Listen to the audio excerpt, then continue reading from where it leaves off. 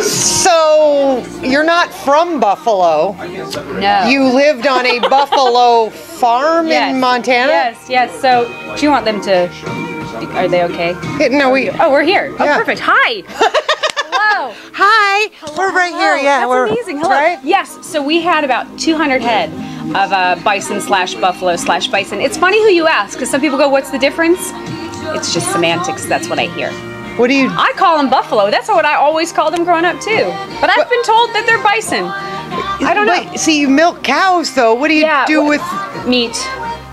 Yeah. What does it taste like? Chicken? Nothing like chicken. No, it's a leaner meat. It's a leaner red meat. It's really great. So how do you go from a buffalo farm in Montana to Nashville? Nashville. It was a lot of freeways, interstates, and roads. Let me tell you. Well, and if you rode the buffalo, it took a long time. I know. You know, growing up, I had no idea that this would be my life. I grew up singing. I started piano when I was 4. Picked up guitar when I was about 15, and I just started writing these little, teeny tiny songs and ditties. These little ditties that no one should ever hear. My very first song I wrote was I remember I was 12, and I sang it for my best friend who had just fallen in love with my cousin. Like it was a summer love, and I stood behind them as they, I don't know, held hands by the lake, and I sang to them a cappella. How awkward was I? But how awesome is that? Come on! That's so sweet. It was. Oh man, I even remember that song. We never. Can you sing a line or two? Never. Come on! But what's crazy is that freshman year of high school was weird for me. High school is weird for everybody. Me and high school didn't really mesh, and so I looked at getting into an exchange program to go anywhere, and I ended up the Buffalo farm. Right, and I ended up in Freiburg, Switzerland, of all places, on an exchange program for my entire junior year of high school, and there was a band there that needed a singer for their band. Their singer had just went on to Germany, and it's so wild. And so I said, well, I sing, and they said, okay, come audition. And that was the first time that I'd been in a band, scenario. And the minute I got on stage, I was like, this will be my life. And it wasn't even country music. It was like a menagerie of genres. There were so many. If the music moves you, it moves you. I think what was great is that as a writer and an early entertainer, it enabled me to have no fences, no boundaries, and just try stuff and see what worked and what didn't. And it was the beginning. So what made you settle on country?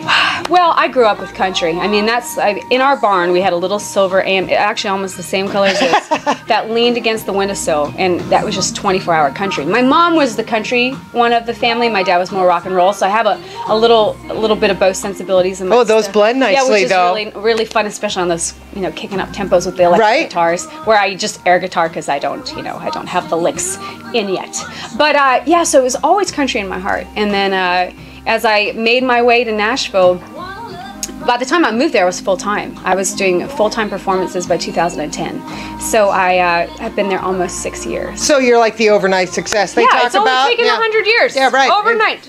So who's your icon? Oh, Dolly Parton, hands down, is like my, if it was one, if I had to summarize everything, it's all, I mean, from the songwriting, entertaining, musicianship, the heart, attitude. She's got more sassafras. I love everything that she encompasses, and it's always such a positive impact. And that's what I love about the country community, is that it really is an awesome community, and everyone is very positive about it. Even in tragedy, especially after. Oh my gosh, yeah, absolutely. I mean, we come together like no other group of people. Whether it's flooding, whether it's whatever it is. I mean, look what Kenny Chesney's doing down in the islands right now. I know. It's incredible. And speaking of that, I have the opportunity to go sing for the 5 former presidents on Saturday at Texas A&M with 8 other artists, and it's just going to be incredible. And to raise money and awareness for the hurricane victims, and all the money goes to it, and it's pretty incredible. And 5 former presidents, that's Is there anything more nervous than that? I don't think so. I think that will be. I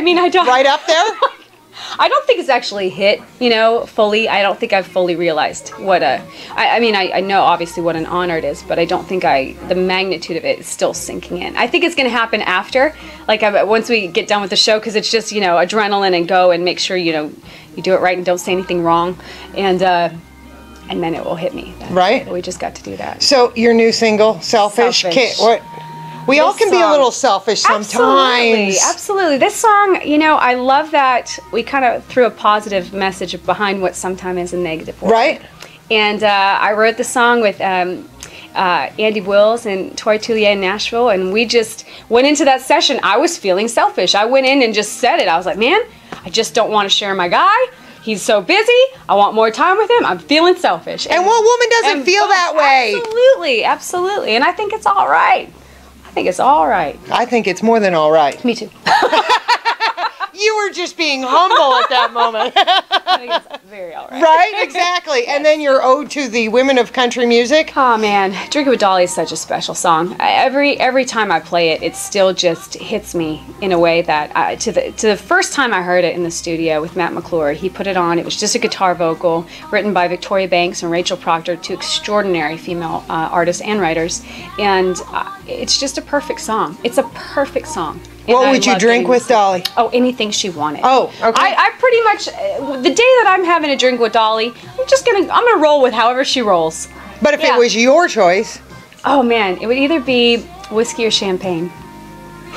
Let's talk about one end of the spectrum to the other. You know, we gotta have range. Right? We gotta be ready for anything. That's true. That is very true. Yeah. And you're looking forward to the Opry? We're crossing our fingers? Yes, 2018. I'm believing it.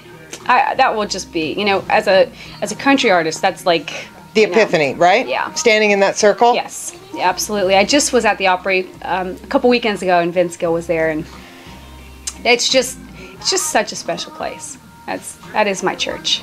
It is really the stage sounds like a special place for you, and you can't do it without all your guys. So I feel like we got you here, but they're in the background there. They are incredible support. Right? Incredible, yeah. It's always the people behind the scenes. It takes a herd. Like we are, or as we like to say, a flock. The flock of quail. No, I mean it takes so many people, and I think the business side of music there's a lot of passion behind this, and it's really special to be a part of.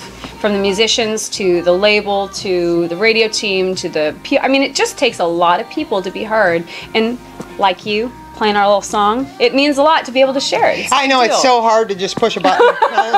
No, it's really incredible, just the power of music, and then being able to share it on a larger scale is awesome. Well, thanks for sharing You're it with amazing. us. Thank you so much for having me. It's because you don't know me. Hey, we're matching. I just wish I could sing. Thank you. Thank you. From the extra outro.